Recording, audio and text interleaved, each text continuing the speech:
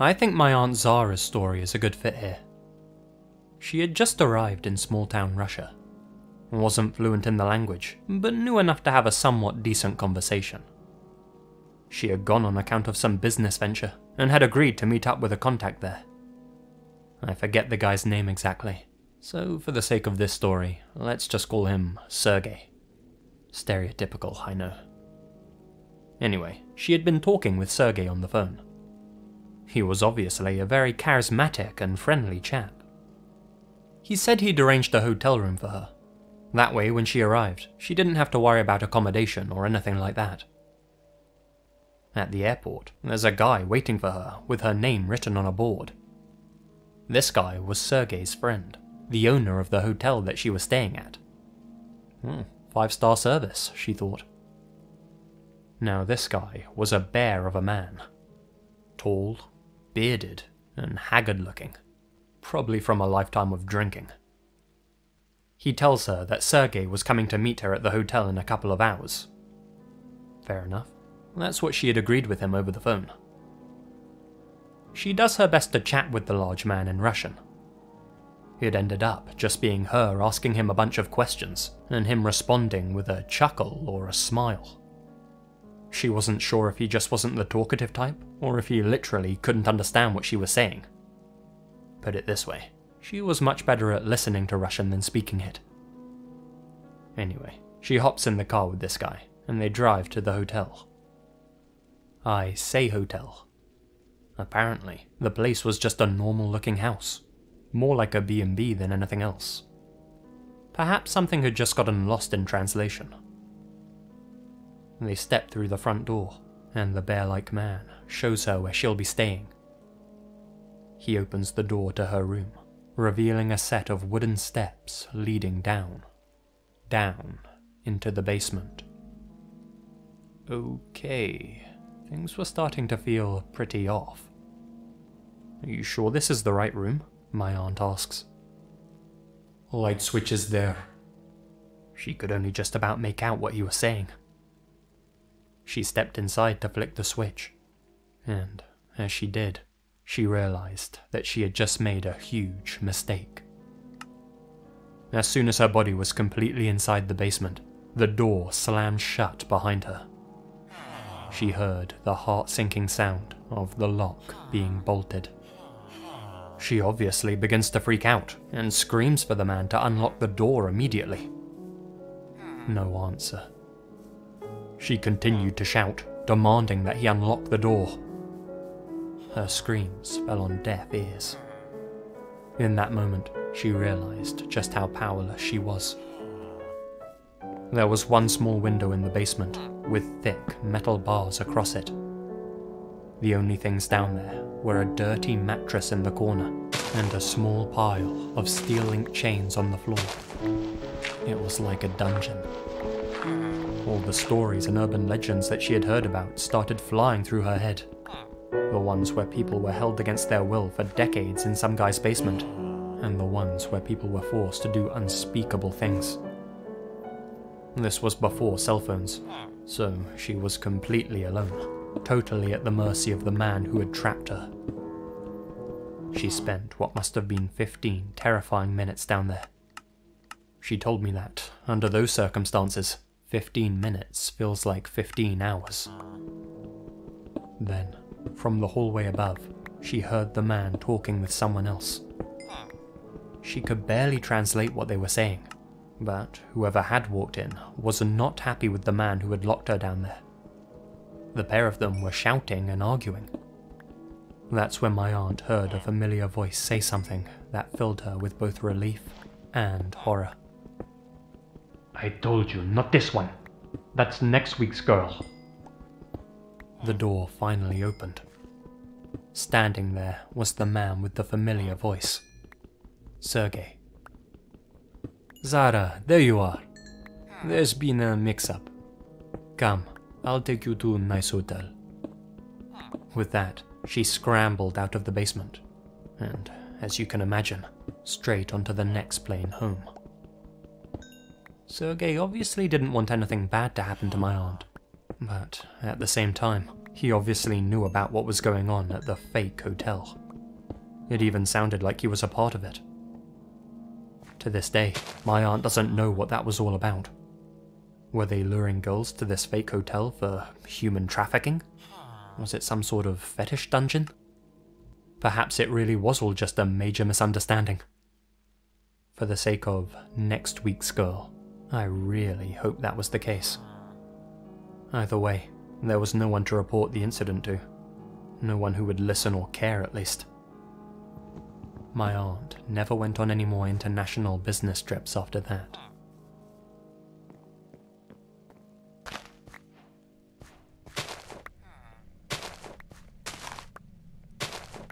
Not my story, but I'm involved in a way. Several years ago, my college roommate, let's call her E, worked as the night manager for a newly built hotel. As was par for the course, I would often bring coffee in at around 1 or 2 AM and stay and chat for a while. One night, I showed up to find E sitting at the front desk, shaking her head, looking completely perplexed.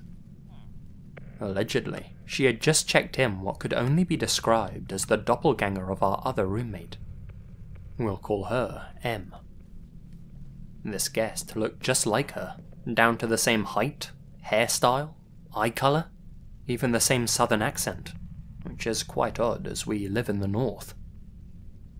He tried to speak with the new guest and show her a picture of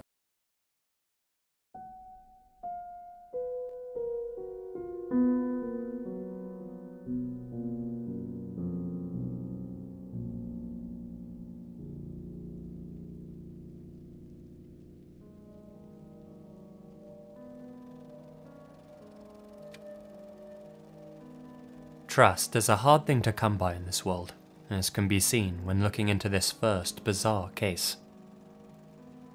2011, Japan. 27-year-old Mayumi Arashi was at home with her father, her sister, and her 18-month-old baby. At one point in the afternoon, she became visibly flustered and uncomfortable.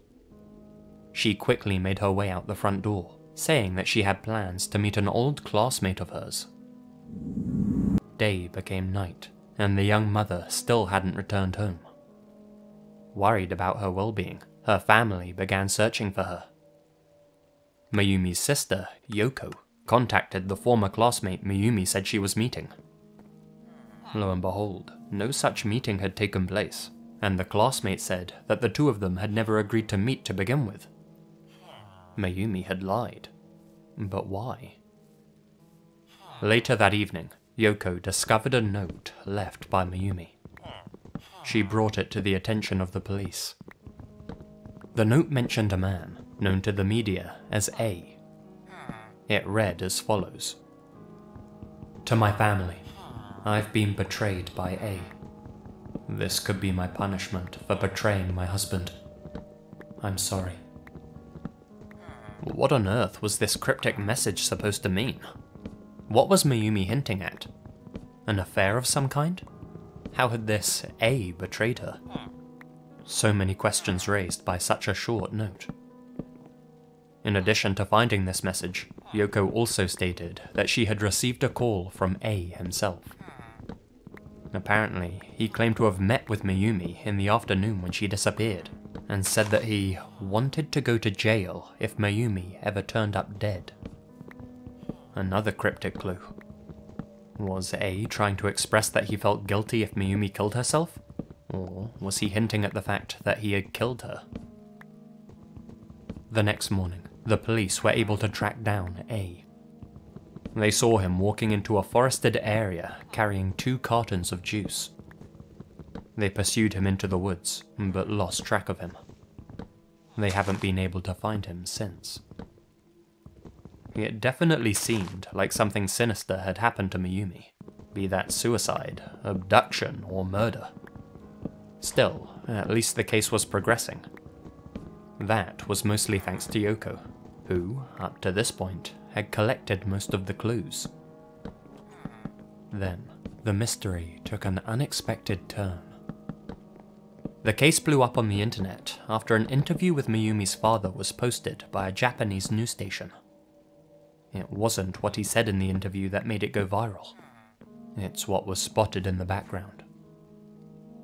There, posted on the wall behind Mayumi's father, was a note. The note was in Mayumi's handwriting.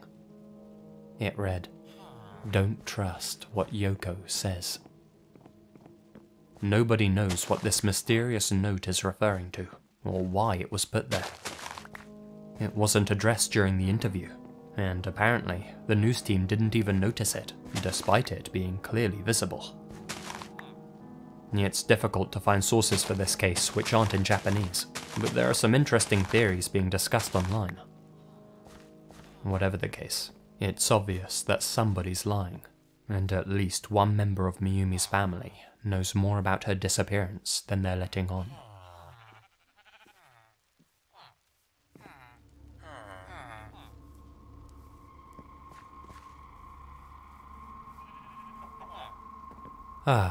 Texas.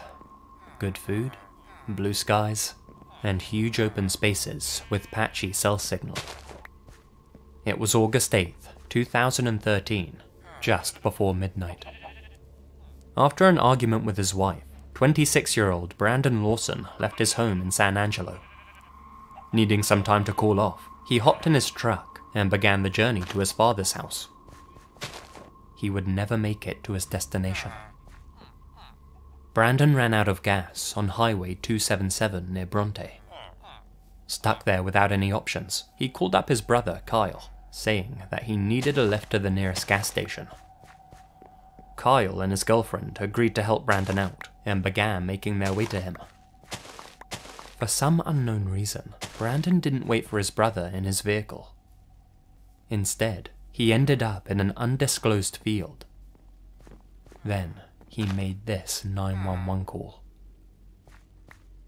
911 emergency. Yes, I'm in the middle of the field. The staple just pushed some guys over. Right here going towards Javelin on both sides. My truck ran out of gas. There's one part here that got taken to the woods. Please hurry. Okay, now run that by me. I'm not talking to him. I actually ran into him. Ah, you ran into him. Okay. Got the first guy. Do you need an ambulance? Yeah, no, I need the cops. Okay. Is anybody hurt? Hello? Hello?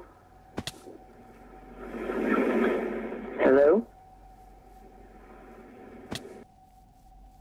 The exact transcript of the call is up for debate, and it's particularly hard to make out what he's trying to say at the beginning. Some think he's saying that a state trooper pulled some guys over, and others distinctly hear the word sniper. It definitely sounds as if there's someone else with Brandon as well. One thing does become clear when analysing the audio though. In the background of the clip, there are at least 2 audible gunshots. Got the first guy. Do you need an ambulance? Yeah, no, I need the cops. The police eventually arrived at the scene, along with Brandon's brother, Kyle. Brandon's truck had been left at a crooked angle on the road, posing a serious hazard. It seemed as if he had left in a hurry. Whatever had happened to Brandon, he was still alive at this point. Kyle received a call from his desperate brother. The signal kept going in and out, making it difficult to understand what Brandon was trying to say. What Kyle did understand, though, was that his brother was in a field 10 minutes up the road, and that he was bleeding. Things may have gone very differently that night, had a simple misunderstanding been avoided here. You see, the police weren't at the scene because of the call Brandon had made to 911. They were there because of another caller who had complained about his truck in the road. Kyle himself had no idea his brother was in danger. He thought that Brandon was hiding from the police since he had an outstanding warrant from 2 years ago.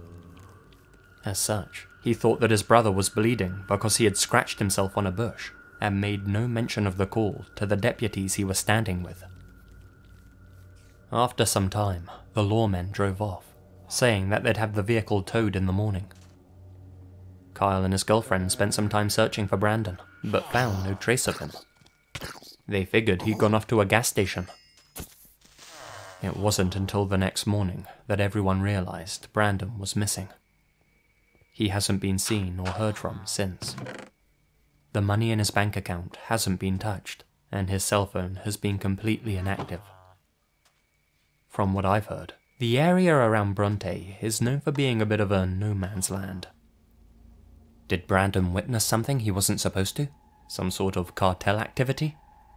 It's possible. Others think that he was high on drugs, hence why in the call he seems to make very little sense at the beginning.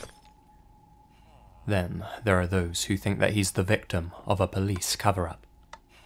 The land he disappeared on is owned by the sheriff, whose wife also runs the local newspaper. The sheriff is not allowing any more searches on his land, and Brandon's name rarely crops up in the paper. If he did indeed say that a state trooper pulled some guys over at the beginning, is it possible that, in some way, the authorities are involved in his disappearance? Well, whoever Brandon did run into that night, he was more scared of them than going to jail. Hence why he specifically asked the operator for the cops, despite his outstanding warrant. Whoever Brandon did run into that night, and whatever they did with him, we'll likely never know.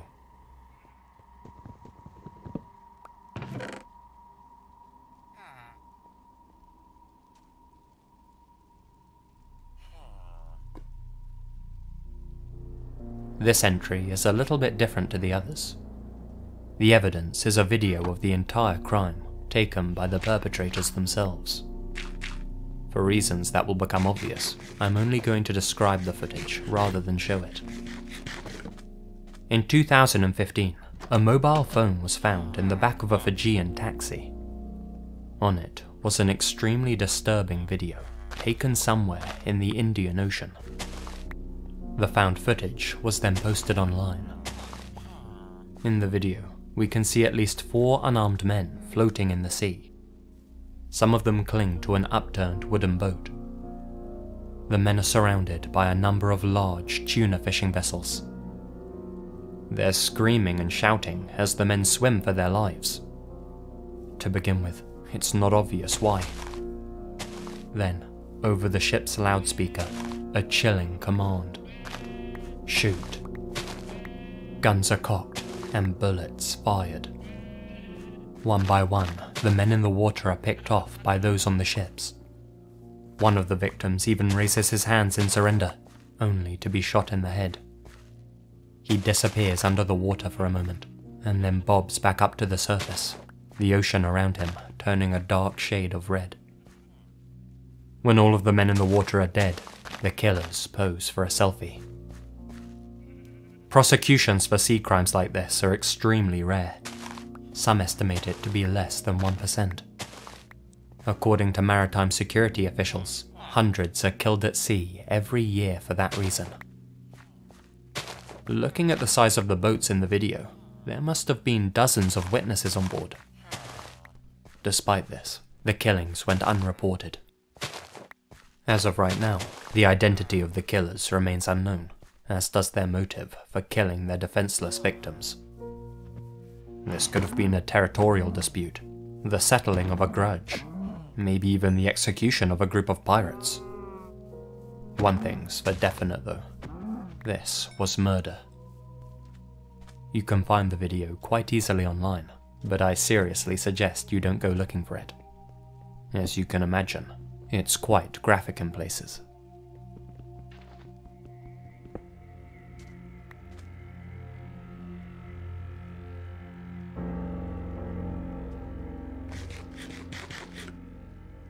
"32 years ago, the body of a disabled pensioner was fished from the Darling River in southeast Australia.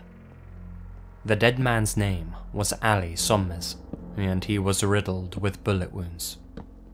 He'd been shot above each of his eyes, once in the back of the head, and in several other areas of his body. This wasn't just any old murder. This was an execution. But why would anyone feel the need to kill a decrepit old man in such a violent fashion, and then so callously toss his body into the water? This seemed more like a mob hit than anything else.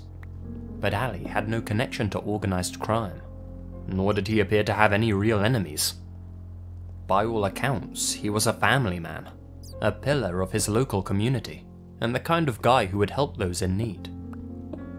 Still, we all harbor a few dark secrets, don't we? Some darker than others, I suppose. Ali was last seen outside a post office in Merbane at about 6:30 PM. An eyewitness saw him arguing with a male and 2 females. What this argument was about remains unknown. These cockpit photos show what they looked like. The man and 2 women then drove off in a green Holden HQ with a white roof. It's believed that at some point after this argument, Ali was abducted. He was then taken interstate. The rest you can fill in with your imagination. The only other clue that the cops have been able to unearth is a mysterious photograph found in the glove box of Ali's car. The picture is of a mustachioed man in a tank top, smoking a cigarette. Nobody has ever been able to identify him. Not Ali's friends, or family, or any of the general public. In my opinion, he certainly bears a resemblance to the man Ali was seen arguing with. The police believe that Ali was probably abducted by someone he knew. Well, it certainly seems like he knew this guy, seeing as he kept a picture of him in his car. Like Ali, the man appears to be of Turkish descent. What connection could there have been between the 2 men? Did Ali have a dark past that came back to haunt him? Was he involved in something he shouldn't have been, but managed to keep it a secret from everyone he knew? Most importantly, who exactly is the elusive man in the photograph? All of these questions have remained unanswered for the past 3 decades, and unfortunately, that seems unlikely to change, even with a $100,000 reward up for grabs. Without a doubt, there are people in the community who know what led to the death of Mr. Somers, said Minister of Police Michael Gallagher. Whether those people come forward is another matter entirely.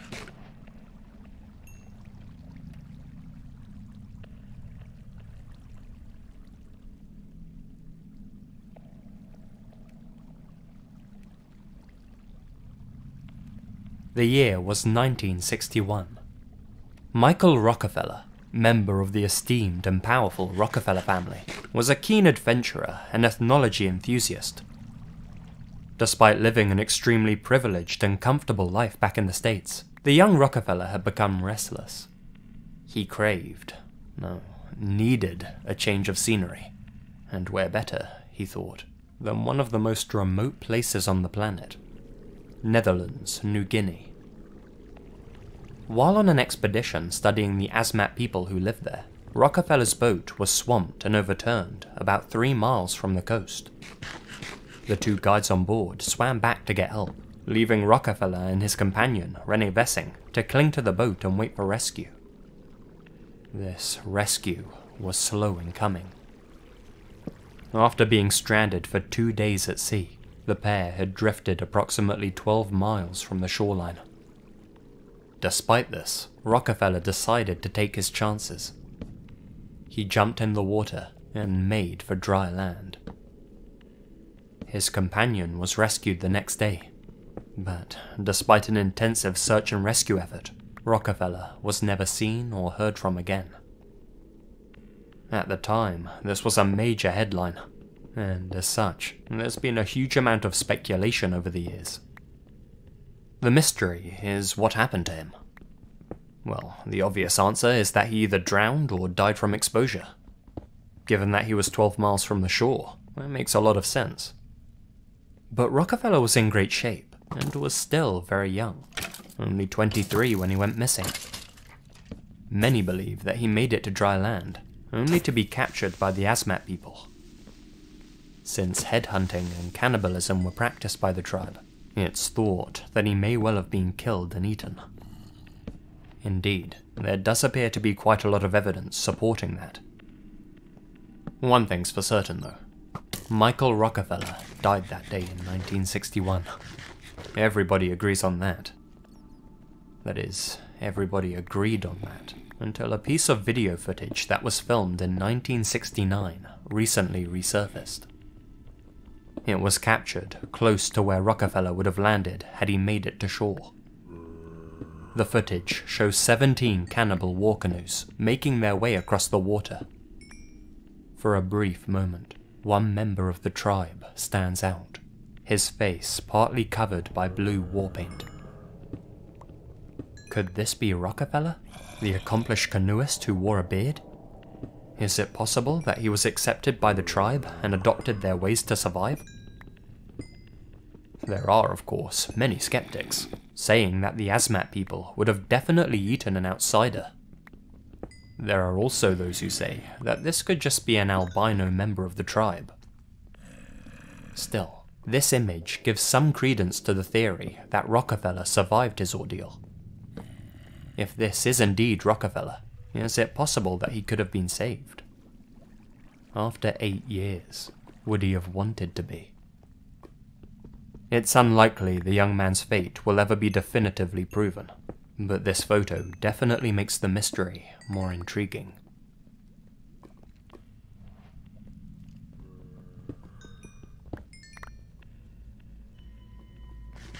Just last month in Khabarovsk, East Siberia, a large bag was discovered, washed up on a small island in a river. It was discovered by fishermen in the area, who noticed that something suspicious was poking out of it. Inside, they found 54 severed human hands. Of course, when such a morbid discovery is made, the inevitable slew of theories start getting bounded around. Some people speculate that the hands were being collected by a Russian serial killer. Others think that Chinese gangsters are responsible, since the hands were discovered a mere 20 miles from the Chinese border. A few even believe that the local Russian government is somehow involved. Perhaps the most gruesome theory, though, is that a syndicate of organ harvesters have been killing people, stealing their innards, and then hiding the severed hands of their victims so that the bodies can't be identified via their fingerprints. Officially, the Russian police have stated that the hands are simply from a forensic lab. In the biggest understatement of the century, they say that the hands were inappropriately disposed of. They also stressed that nothing nefarious was going on. Despite this reassurance, many Russian netizens remain unconvinced by this explanation. They believe that the handling of the appendages isn't in keeping with how a forensic lab would operate, and that the bag was too suspiciously placed to not be criminal. The hands appear to have been stripped of their fingerprints. However, the local authorities have said that one hand still has an identifiable set. They're currently being analysed. As of right now, nobody is certain who the hands belong to, or why exactly they were left on the small island in the first place. Hopefully, after the surviving set of prints have been examined, we'll have a conclusive answer.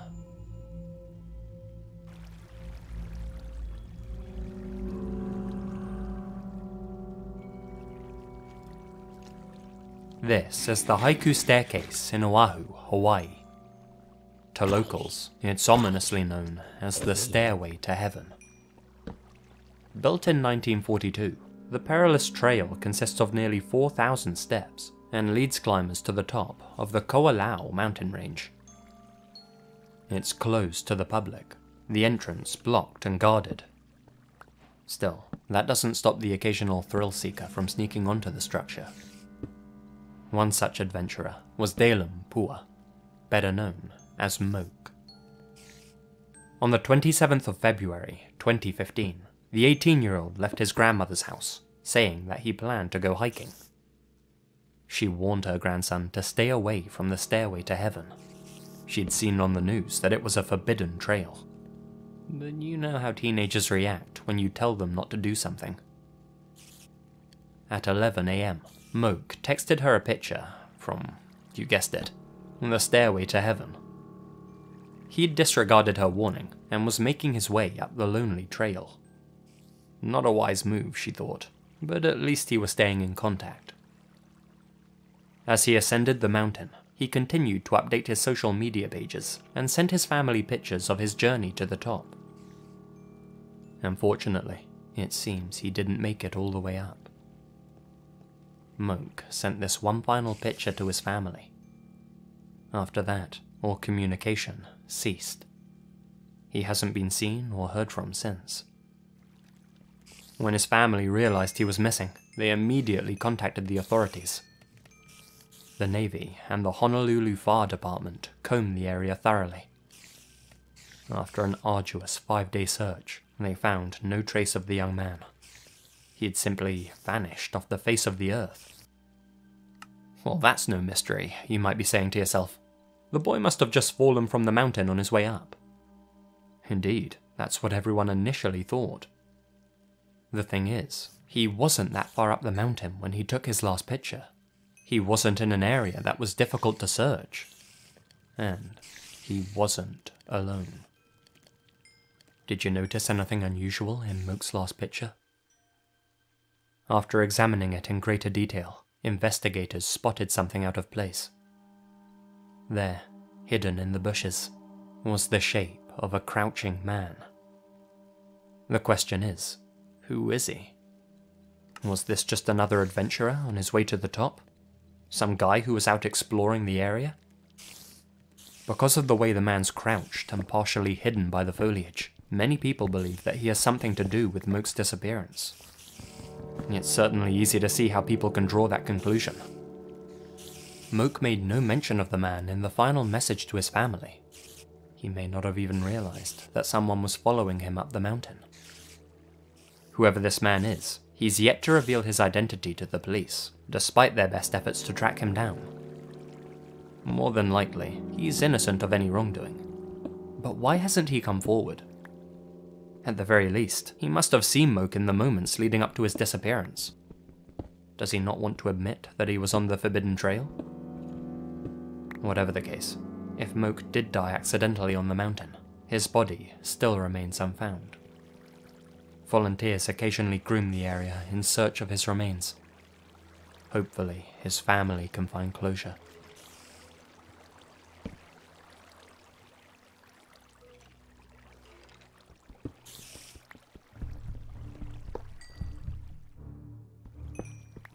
Hey guys, Lazy here, and thank you very much for listening.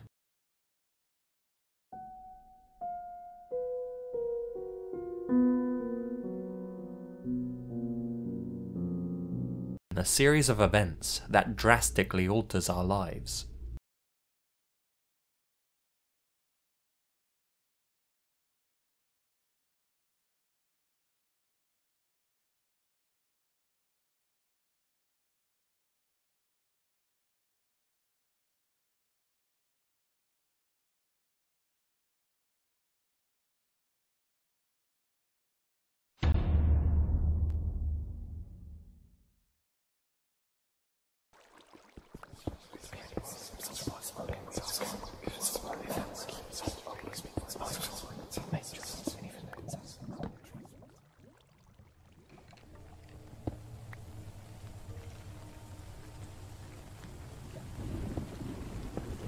For background, I'm a fairly fit 22-year-old female. I work for a pretty well-known health club in the northwest of England, and I've been on a pretty simple path of self-improvement whilst working part-time and studying at university. Therefore, when my manager asked me if I wanted to do a lifeguard qualification for our poolside, I happily agreed. I mean, it was an all-expense-paid trip, so I never would have said no anyway. They paid for my travel, about an hour away from where I was living, but a drive anyway, so they just paid my petrol. With the hotel, the food, and the course, which was pretty cool, I thought. The way the course was set out was pretty normal for a lifeguard course, I assume.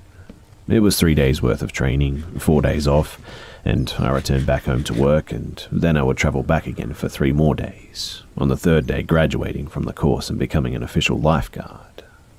The first 3 days, they were amazing, and I found my hotel pretty easily, and although it was in a dodgy-looking area, I did sleep well, and the staff were nothing but helpful.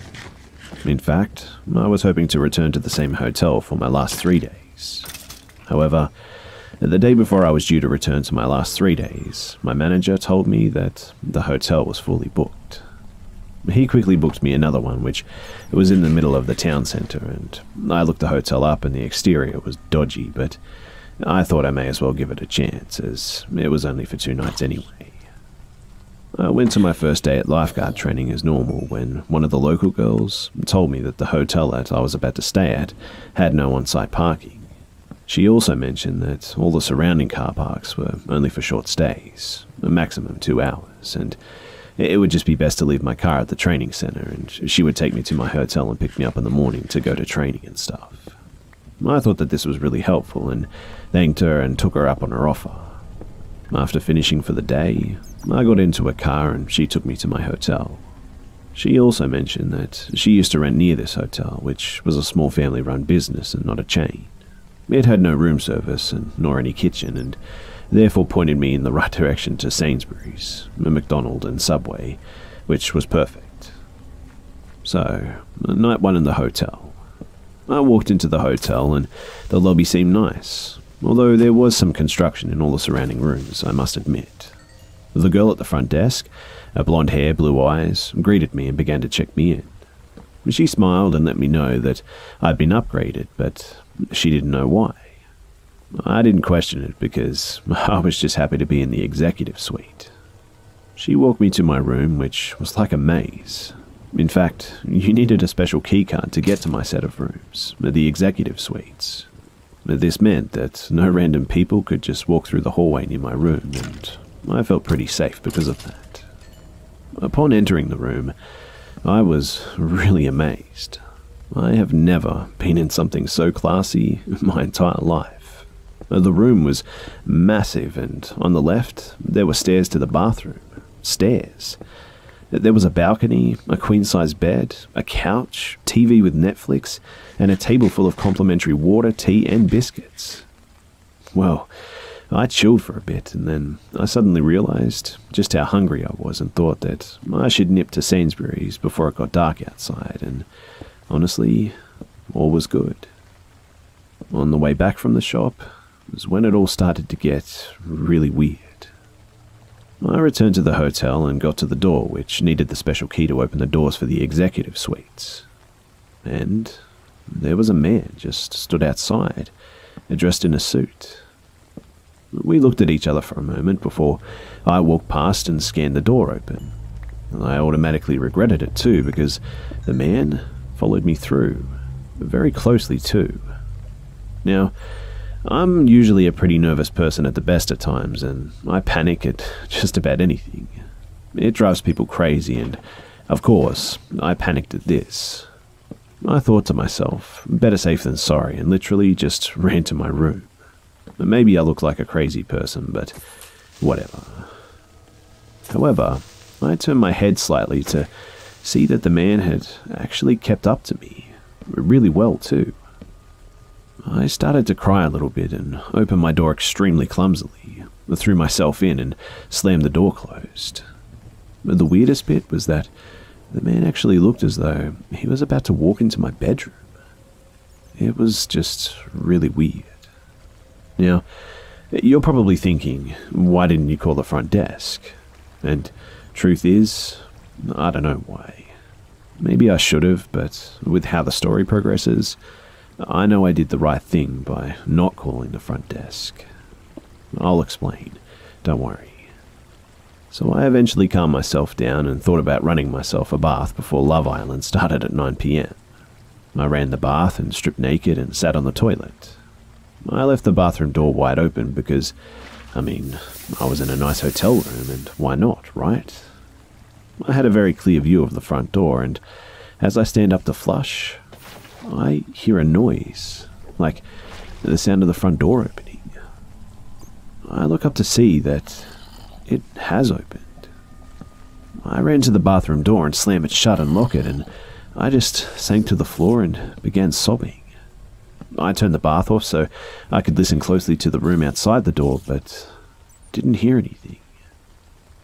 I messaged my best friend who lives in Crete, so even if something did happen, she wouldn't have been able to do anything about it.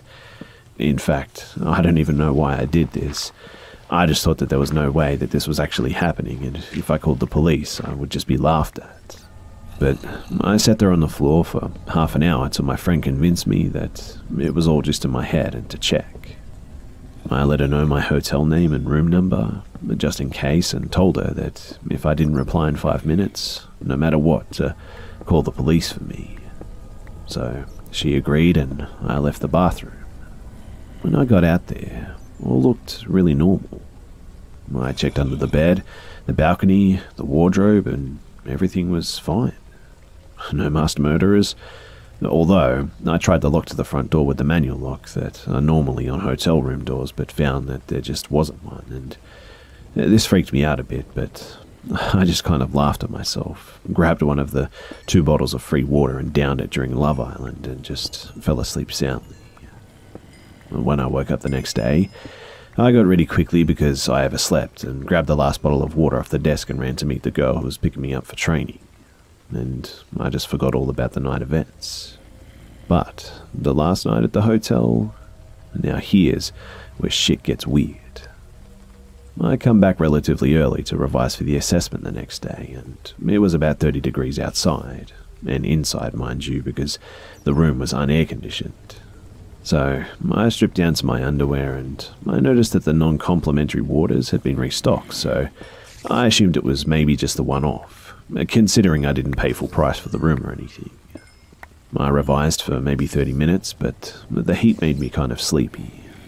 And I don't even remember falling asleep, but I do remember the sound of the door next to me slam shut. The front door. I felt groggy and didn't open my eyes straight away, but when I did, it took my eyes a few seconds to adjust.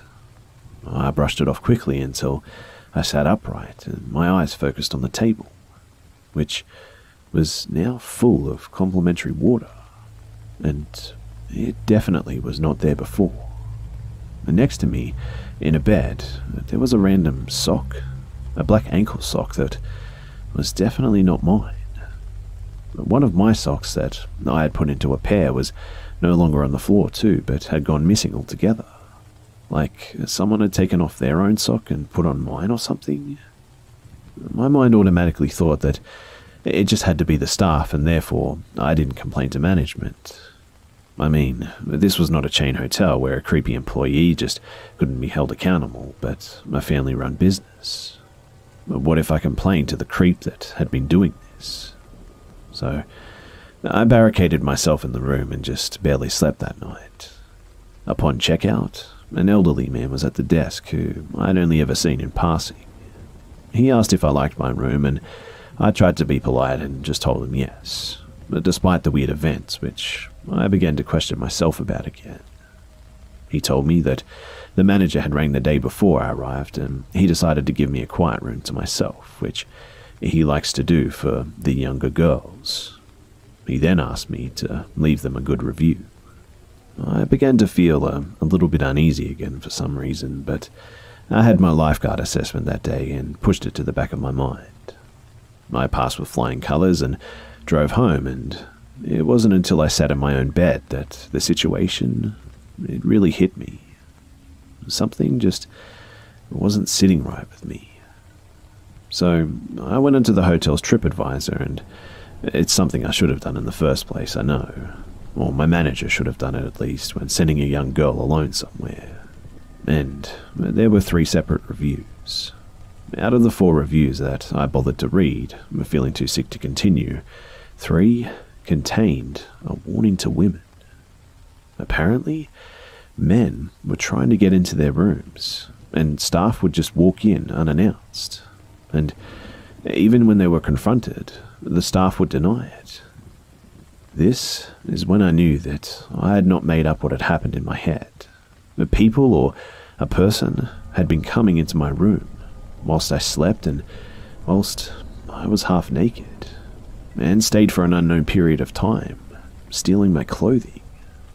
I let my managers know, who made an official complaint against the company, but so far nothing has come back, and I don't know what else to do about the situation.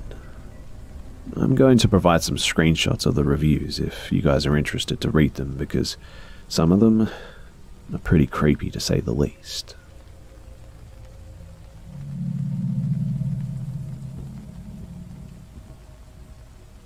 I had my first real boyfriend when I was in high school, and we stayed together all the way till uni, and when we both started working, a few months into both of our first jobs, we started drifting apart and getting into plenty of arguments, but we still did not call it quits, probably because neither of us really had the heart to. As I started to get to know my colleagues, I found myself spending more time with them and less with my boyfriend. And part of my group of colleagues was an older guy. I was 20 at the time and he was 37, and he was pretty good looking but serious and quiet, probably just because he had just joined the company as well. One day, he starts messaging me for work-related stuff, and when we started talking about other stuff, pretty soon we were chatting quite frequently. To be fair, I would say that there was mild flirting going on, but it was mostly just getting to know each other. My relationship with my boyfriend didn't improve too, and one morning before work, he decides to break it off. I was super distraught at work, panicking and realizing that I wasn't ready to end the relationship yet. My colleagues decided to take me out after work for drinks to calm me down, and I did drink quite a lot. I'm not really a drinker though, so getting drunk is pretty easy, albeit rare for me. I couldn't really drive in that sort of condition, so the older guy volunteered to drive me home. Everyone else starts to leave, and soon it's just the two of us in the bar. I tell him that I want to leave already because it was getting late, and I actually wanted to go home and talk to my boyfriend about getting back together, but he convinces me to drink a couple more, which I stupidly do. The rest of the night remains a bit of a haze, as I really don't remember what happened after that, but all I know is that I woke up the next morning in an unknown hotel, naked, next to the older guy. He wakes up with a smile and begins to dreamily tell me about how we made love passionately and so on. Honestly, I'm filled with horror because I just couldn't remember a lot of things from the night before. All I can remember was crying the whole night, and I do recall telling him repeatedly that I really wanted to go home, but till today, it's all just a frustrating blur. I start crying, and he panics and drives me back to my parents' house. Before I get down from the car, he leans over to kiss me on the lips, but I avoid him and just rush out. A few minutes later, I receive a text from him telling me how much fun we had and how much he was in love with me. I was really creeped out and told him that I wasn't ready for another relationship, but we could stay friends, if he liked. I was really young and naive, I know. After that, he would text me multiple times a day, even at work, telling me how much he loved me. I tried my best to avoid him, but I didn't tell anyone about what happened, so I couldn't stop him from coming along to our colleague outings or anything.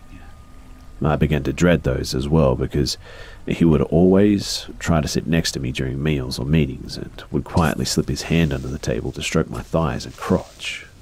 In fact, once, when it was just the two of us in the office elevator after work, he suddenly pushed me back and started kissing me, and it only stopped when I pushed him away, making excuses that I was worried that we might get caught by others. Looking back, I don't know why I didn't just leave or tell somebody, but I was really young and it was my first job, and I really didn't want people knowing that I slept with this stranger at work. I was just so stupidly conscious of being labelled a slut, and this whole thing goes on for a few more months because of this, and I never did anything while he continued. I eventually reconciled with my boyfriend, and we soon moved back in together, and I never told him about the older guy. When older guy found out that I was back with my boyfriend, that's when the shit started to get crazy. He found out where we lived, and I would catch his car across the street many nights, and he would stay in his car all the way till morning. On weekends, when we would go out for meals, I would suddenly see his car parked where we were eating, or he would suddenly be seated behind us in the same cinema. He even followed us to church once, and that still gives me the chills because I had not expected that one at all. He seemed to just appear in the most random places, so to me it just felt as though I couldn't escape him both at work and outside of work. I was always constantly looking over my shoulder, but just never confronted him because I didn't want my boyfriend to find out. Older guy kept telling me about how passionate I was during our night together, that I soon became scared that I really had acted that way and didn't want my boyfriend to find out and leave me. Although I'm pretty sure that I was too drunk to be anywhere near as passionate as he described. His messages and phone calls became more frequent too, and I was so scared of the whole thing coming out in the open, so I would reply to his texts and calls, which mainly consisted of him breaking down on the phone, demanding that I leave my boyfriend and all his undying love declarations and stuff. I then found out, a few weeks later, that I was pregnant with my boyfriend's child. We were, of course, happy and decided to have a small wedding, in fact. When older guy found out, he became convinced that the child was his. Mind you, the timeline made that impossible. So he started cornering me at work, telling me that he loves me and his child, about how much he loves our child and that he would marry me, that he was already planning to get a new home for us and that he already had the perfect name for our child, etc. The final straw was when he suddenly showed up at my front door with a ring and hysterical about wanting to marry me. But thankfully, my boyfriend wasn't home at that time. I was honestly just really scared, but I managed to put him off telling him that I would really think about it, and he demanded a kiss, for which I gave him just so that he would go away. That incident really freaked me out, so I finally just decided to tell another male colleague about this, and he went to talk to the older guy and try to get him or threaten him to stop his bullshit. I just couldn't take the pressure of dealing with the older guy anymore, so I also decided to quit my job. He didn't stop messaging me though and showing up at random places, and my home too, but thankfully we moved to a new place after our wedding. Thankfully, he didn't crash the wedding reception as it was held in another state. I took the opportunity to change my phone number as well, but he resorted to emailing me poetry and long emails about still wanting to be together, but I was so far removed from him that I could just ignore him now. Thankfully, he seemed to give up after that too. My male colleague informed me that the older guy decided to migrate to another country due to being so heartbroken. Well, not like I cared or anything, mind you. And life went on after that. I had my child, whom I loved to death, and a fulfilling marriage with my boyfriend, now husband. That was until I attended my former colleague's wedding, and there he was. I felt my heart drop to the floor, but tried not to show it because I had my husband and child with me. We were seated on the same table the whole night too, and I just caught him staring at me many times throughout the night. The worst was when I left to go to the bathroom and then returned to see him cradling my baby in his arms. He had asked my husband if he could hold the baby and kept snuggling against my child. I quickly took my child away from him and told my husband that I wanted to leave early as I wasn't feeling well.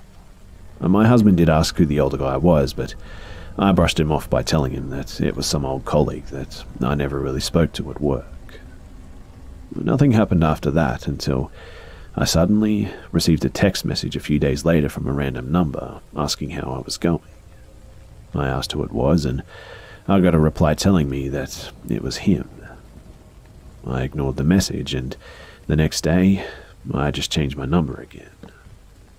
I still receive random emails and texts from him over the years, and I've changed my number so frequently. My husband, friends, family have questioned me about that too, but I usually make up some excuse. But thankfully, besides that, nothing else has happened.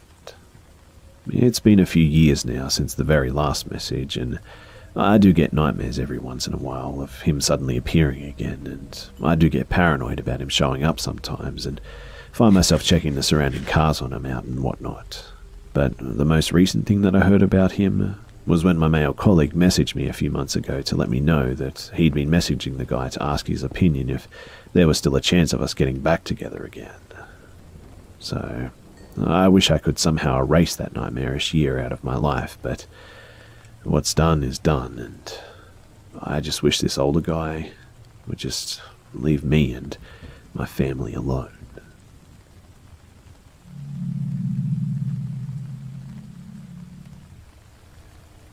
So back in 2015,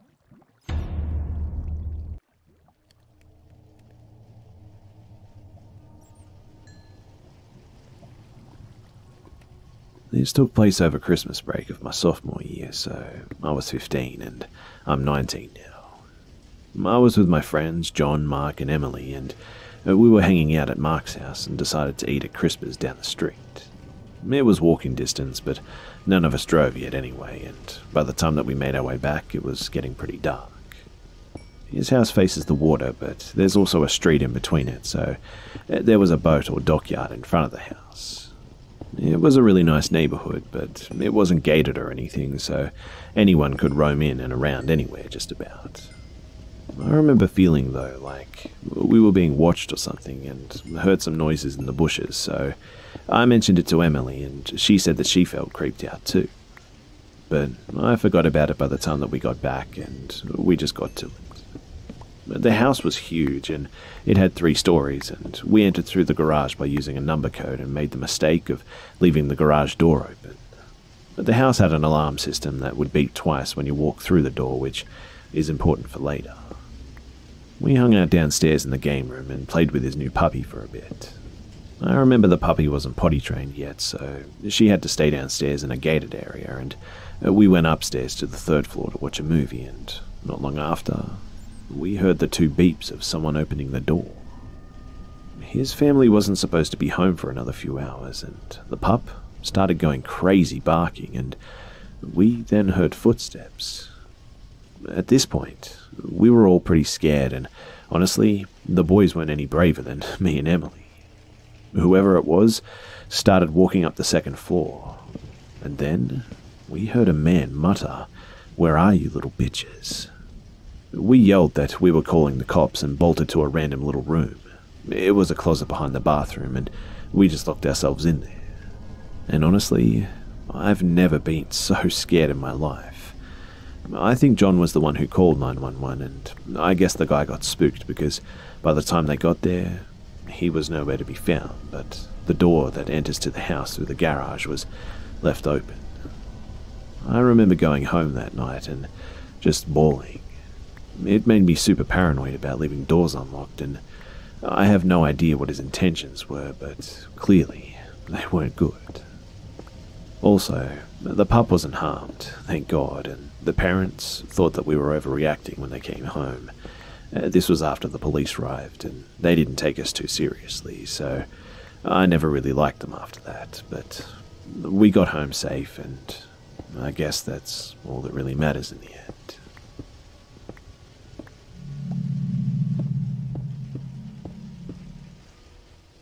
The mountain in front of the house was always inviting, and I have a story to tell about it, but first, here are some interesting facts. I checked with my mum today and started discussing the land my family owned. Apparently, while the land is now split among the family, there are acres and acres. However, one of these lands was a large section of the mountain. Yes, my family owned a mountain. This immediately triggered a series of questions that, while I would have wanted many more answers, I was short of time. But in her too long didn't read form, she said that it isn't based on word of mouth. She used to work on the fields that were up in the mountain when she was young. So I stopped her there and asked questions about the mountain's features to simply confirm if I was telling the truth or just talking out of my arse. First, here is what I confirmed. The mountain was steep and dry in the direction of the house, but when you got to the top, it slanted at an angle downward. The slant was covered in brush and small trees and sand that lined lots of yellow and red rock. However, when the land flattened down like a plain, it became a kind of forest. The trees were not too close together but large, with thick patches of grass and bushes. After this large area, it would go back to a steep angle facing another small city. I confirmed what wildlife was there just to make sure that what I'm going to talk about wasn't anything that she'd ever seen or known to be in the area. I just wanted to know the main things to rule out. This included deer, coyotes, wolves, wild dogs, and so on. After, I asked her if my grandma was ever serious about her stories, and she confirmed that she indeed was, including the experiences she has had.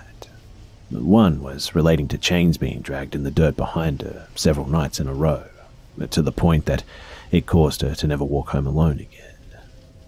Well, in this case, it was just me, and I wish it hadn't have been. My grandmother always encouraged me to be adventurous, so I decided going up the mountain was the way to go. My mum reluctantly let me go, only after she'd given me at least some basic survival gear and taken my grandma's old yet very powerful dog. But this dog wasn't like ordinary dogs too. It defended its territory viciously, and it was essentially a border collie crossed with something that gave it some serious canine power. He was a good guard dog until, as far as I know, he died of natural causes while I was away sometime later. He was only good at guarding, completely failed at any other dog task, and his name was Pippi. Pippi and I started our adventure early in the morning. It took us until the sun rose above the horizon to slowly make our way up the mountain. My goal was to explore the downward slanted area and do some scouting before attempting the forest ahead. Pippi was more than happy doing his job, keeping a perimeter around me while destroying some flowers every so often. I was flipping for rocks, looking for anything interesting to bring back, but as I flipped a flat yellow rock, I noticed something. It was dead silent. There was no wind, no animals. Everything was just still. And as I turned my gaze to see where Pippi was, I heard a loud snap in the direction of the forest. But I just blinked and moved on. Nothing too out of the ordinary, right? And I mean, the dog was happily wagging his tail, waiting for our next move, so I started to move around the forest, but something just seemed off. Not in a scary way, just in an abnormal way. The light was not reaching too far into the forest. I know thick canopies can make the illusion of darkness, even on the brightest day, but these trees had a decent amount of space between them. I made the conclusion that the angle of the sunlight, combined with the rising temperatures, made the air thick with moisture and was causing this illusion. And I continued to walk, my journey uneventful, or so it seemed. The more I continued to walk, though, the more the dog's eyes began to dart to me as if doubting my decisions to press on. I took it as the dog was simply worried about our distance from home than anything else, but he started to do this again, but now to the forest. He started with the darting eyes, and it got to the point where he was snapping his head in the direction of the forest, back and forth. He continued to do this until finally he stopped and didn't take his eyes off the forest. And now I knew something was up. I assumed this must be the end of my journey, as a predator may have been stalking me this whole time. So I signaled him to turn around and we began to work our way back. Every few minutes, though, he would dart his head in the direction of the forest, and it kept me on my toes. This attention to a potential predator was gone when we reached the area that we were at before. As my thoughts began to calm, I felt an enjoyable breeze. How nice to finally cool off, I thought. But this feeling was shattered by the realization that my entire time here, I hadn't heard a single noise but the sound of my dog, myself, and the mysterious snap with no wind up until now. I took one last look at the forest to appreciate its beauty, but I knew better. I took note of the wind's direction. It's not totally unusual to have sudden gusts of wind and breezes from random directions up here. However, this was no ordinary breeze. As I walked to and from different areas and directions, I noticed the wind is headed in one direction, the forest. Now, I was more intrigued than anything, and I was convinced that the most likely explanation was a dry hot pressure system was above the mountain, forcing cool air to the center where the forest just so happens to be. I asked Pippi if he could still see anything, and he responded with a waggy tail and a saggy tongue. So, sure, why not trust the dog's opinion? I mean, he'd been right so far. We both walked to the edge of the forest, and the same darkness was there, but I could make out where the tree seemed to open up again. My only goal at this point was to cross that dark part and face my unrealistic fears. I wasn't an idiot, and if anything had been waiting for me, this dog would charge. I mean, he'd killed coyotes for fun before, and I had also been taught by my uncle at a young age to learn how to fight dogs and large wild cats and whatnot. I had locked down dogs with ease and killed a coyote and a wolf in self-defense. Not that I'd ever hurt a dog for no reason at all, but anyway, you get the idea. So, with mind made up, I walked into the forest, and there was nothing. No dread and no morbid feeling. The bushes were a bit annoying, but I made it past the darkness, and feeling proud and strong, I inspected what I called a taunting forest. I turned to face the direction that I came from, and there I saw Pippi at the edge of the forest. He hadn't come with me, and I somehow didn't realize it. Still glad, I smiled at him, but as I looked closer, a thought raced to my head. The sun should at least be close to 10 a.m. There was no reflection in his eyes, no light, and no forest. As this thought set in, I saw his body language change, and in an instant, he puffed up and showed his teeth. My stomach sank, and before I could think anything else, I ran like a man clinging to the last string of life. As I ran, though, I could have sworn that I saw the darkness follow my every step, all around me. It seemed to be getting darker and darker, too, and just as I felt it overhead, I felt the hard rock on my shoe. In one move, I turned around ready to either live or die, scared shitless and about to piss myself. But there was nothing but forest and a calm breeze. The dog let out a soft whimper, and I backed away, not letting my eyes off the forest while keeping the dog in my field of view. I turned to look at the edge of the mountain, down the direction of the house, and I saw my mum, who was nervously looking for me with a pair of binoculars. I waved in relief and made my way back down. Visibly shaken, I asked my mum that I needed to talk to my grandma. My mum believed the reason to be that I'd seen a wolf or just some crazy act of nature. I explained everything to my grandma, though, who, oddly, didn't immediately reply with a candid answer. She looked sad as she explained that she didn't have the answer, and the person who might have was my great-grandmother, who had passed away not too long ago, and she had lived up to close to 100 years. But both our faces fell, and she slowly embraced me, and I still have questions, and I intend to get answers about that forest, but my recent talk with my family brought up even more stories. And one that we had all heard was that of the cursed or bloody gold that my grandfather was actually a part of and was murdered for, but that's another story for another time. Needless to say, I still don't have answers just yet, but man, that forest, there's something up there.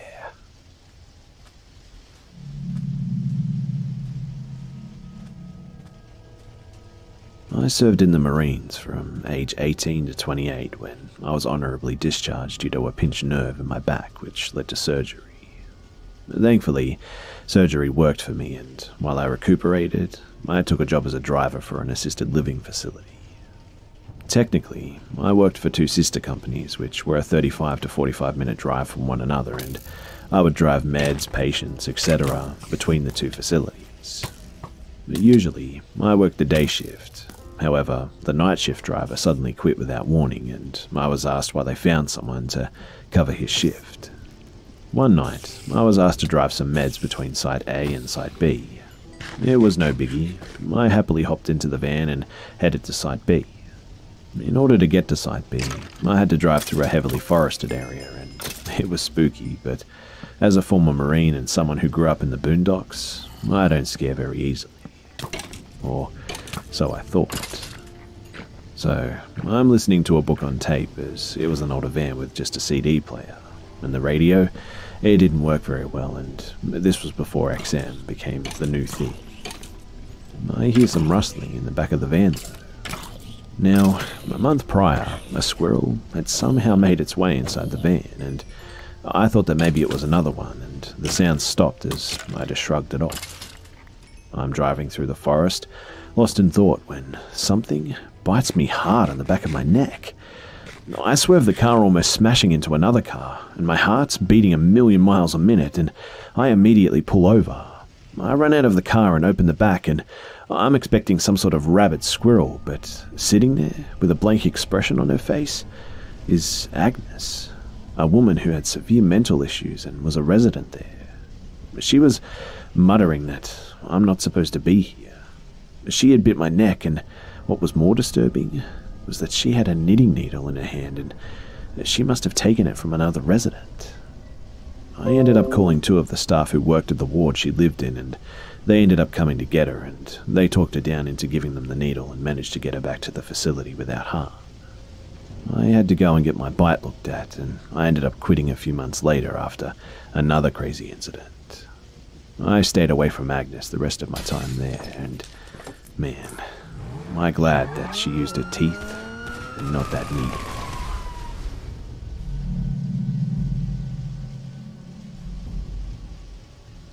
The year was 1983, and I was 4 years old, very happy and very trusting, until the fateful day that I was made aware of this strange man. It was Thanksgiving, and we made the trip to visit my mother's side of the family. We were at our grandparents' house. At the time, I was an only child, and as a matter of fact, the only child there. I remember being bored after everyone had eaten, and asked my dad to take me to a large well-known park in the area. It stood out due to the fact that it had giant animals that were part of the park. A penguin with a slide in its stomach, an elephant that you could climb with help of a ladder, a kangaroo that you could somehow bounce in, and anyways, you get the point. But my dad jumped at the chance to get out of the house and away from everyone. He was a stranger here, and these were in-laws that he never really knew. Cousins, aunts and uncles, great-grandparents, not to mention the friends of these people, and all really tight-knit and knowing each other for years. So, we arrived at the park, and my first impression when pulling up was the number of kids running around. I noticed the occasional parents as well, keeping a watchful eye on their children. My dad told me that he would watch me from the car and to have fun with the other kids. I jumped out of the back seat and scrambled to the penguin first. I remember bonding with the other kids, and I had of course never met any of them before, but kids seem to have a natural tendency to just flock together, trust one another, and simply play. Speak! I was running around like most of the other children, going from slides to the swings, and eventually grew. This thing's been set up.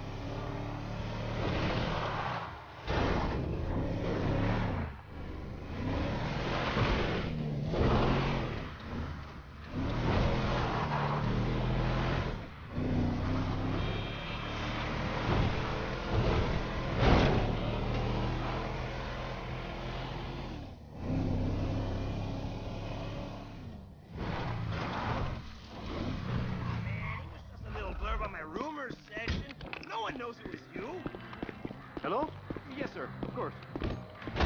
You're giving out bad vibes! Trevor, you're still banned. This is us.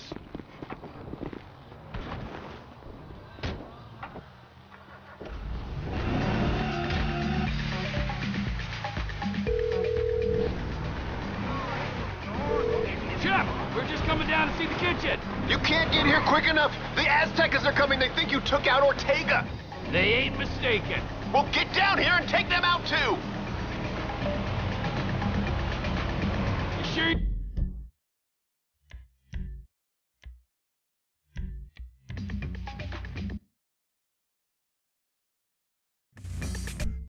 Your boss don't want this crank for his own personal consumption? No, Mr. Cheng Sr. is very specific. He wants a good, reliable source of methamphetamine. We will buy from you here and distribute using established networks. I'm worried that might dilute what our operation's all about. Shit, Trevor. We ain't got long. Whoa. Ortega has always been cool with us before.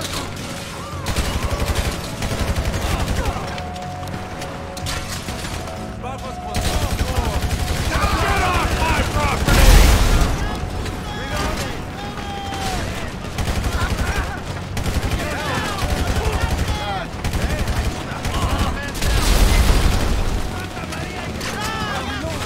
Now I really am gonna put you out of business. Clean them up, chef. Come on.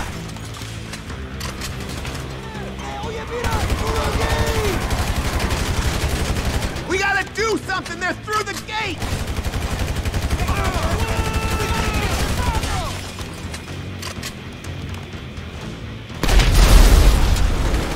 Trevor, look out on the left! They're getting in! They got the whole contingent here! Whoa! I'm starting to think they really want to kill me! They're around the back of the building!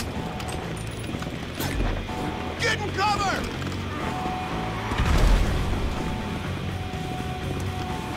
Out, you cocksuckers!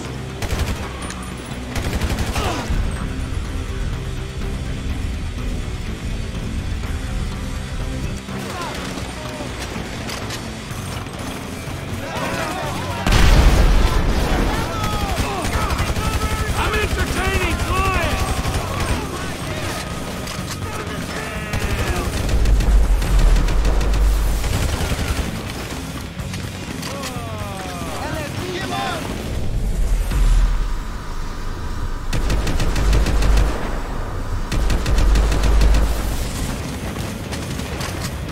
Get off my property!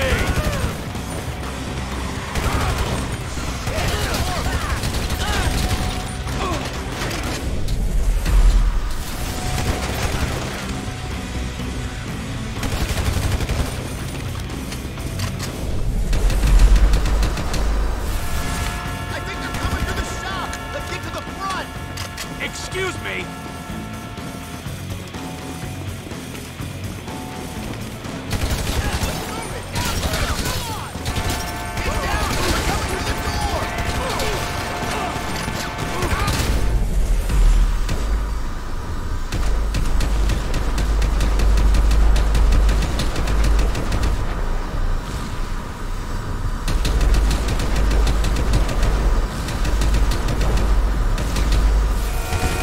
you've gone and made this personal. Get back inside and clean up the lab. I should check on the Chinese delegation. They might be catching a chill. Yeah, all right, time to recommence the tour, gentlemen.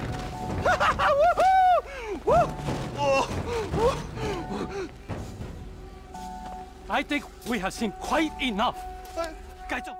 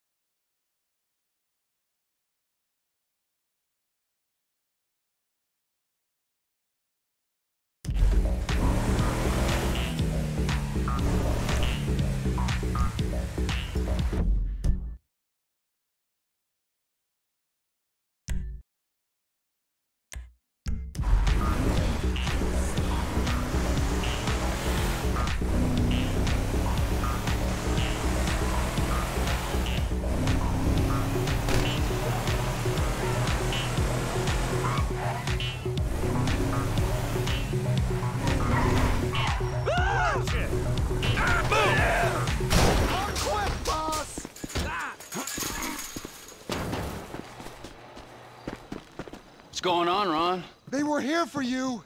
Here for you. Who was here? Them bikers.